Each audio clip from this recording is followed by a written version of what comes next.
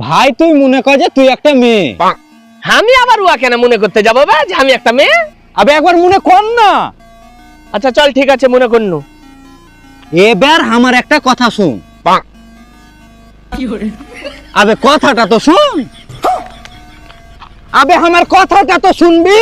Don't touch my body, I have a boyfriend. বাড়িতে মা বই নাই।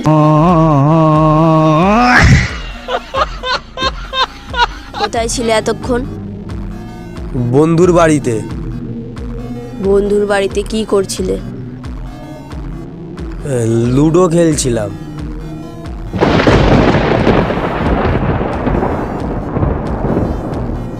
তাহলে তোমার শরীরে ভদকার গন্ধ কেন?